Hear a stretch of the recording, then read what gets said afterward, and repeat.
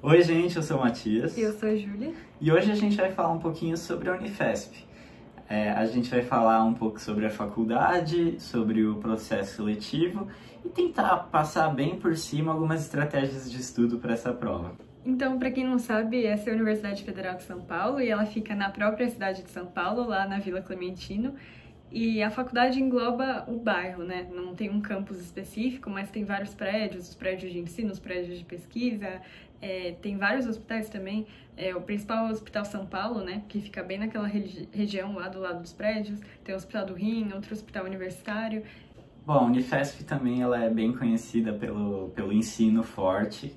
Ela tem a pesquisa muito forte, com vários prédios ali que produzem publicações muito importantes, além do ensino que forma médicos excelentes.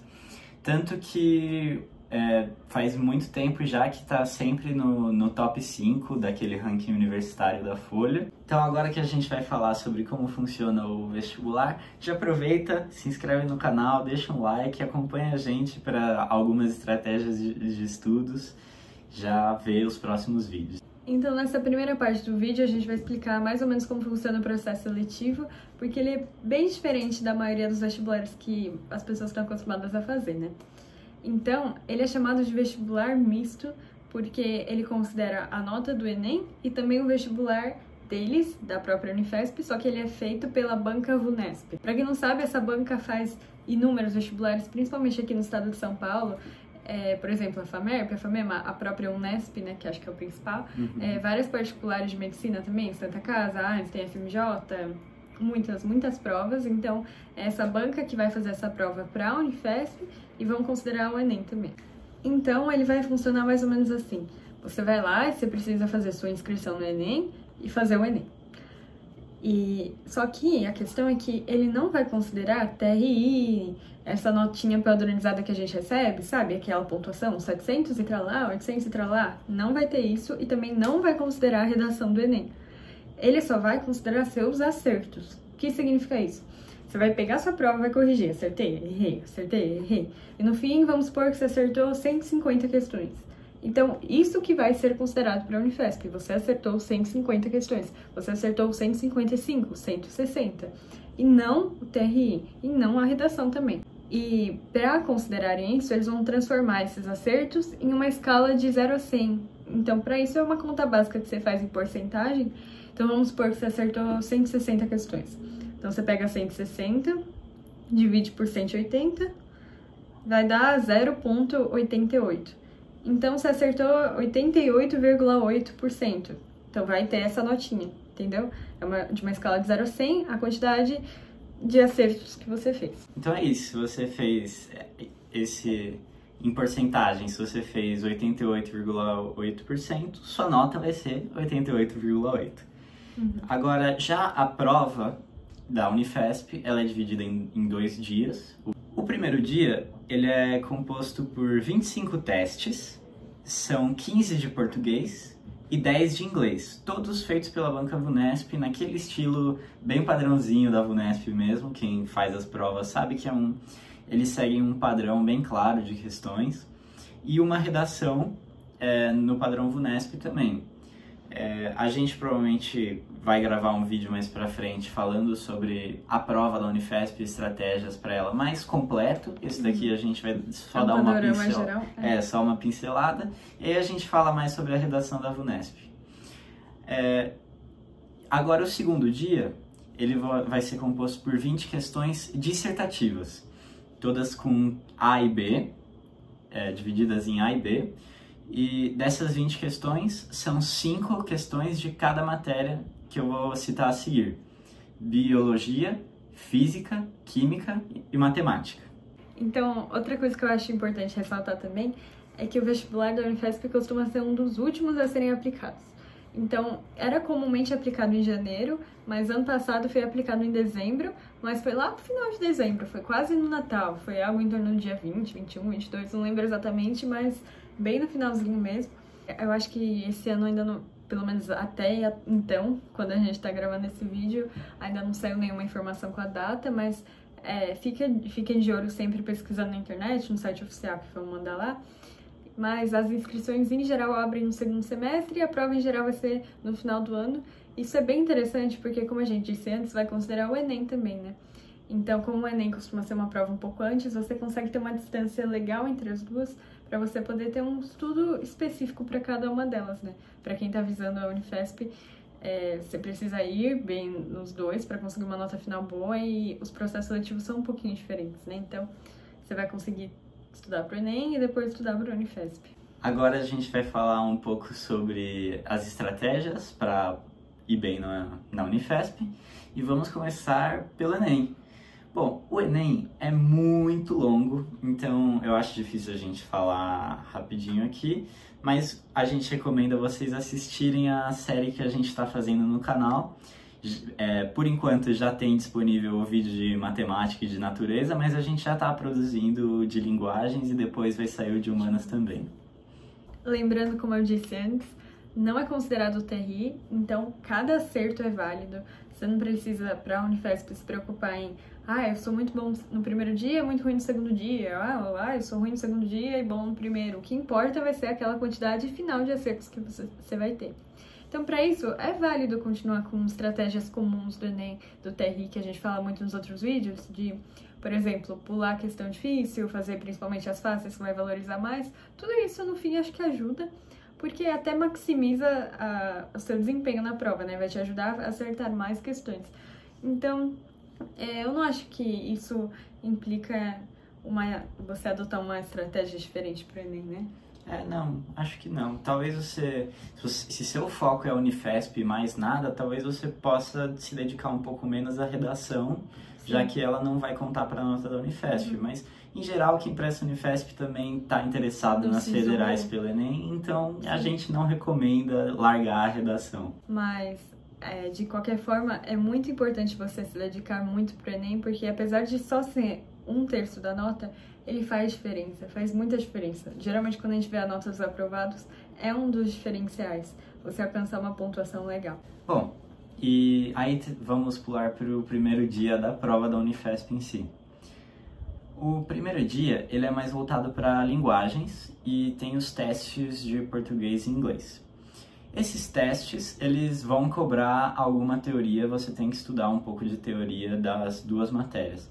Então, funções da linguagem, gêneros textuais, são coisas que podem aparecer, figuras de linguagem também, enfim, vai dar uma olhada no edital. Tem um jeitinho particular de cobrar gramática, não é aquela gramática pura, assim, não faça análise sintática, mas às vezes tem um pouquinho de morfologia, identificar a classe gramatical, identificar uma classe sintática, mas pode continuar.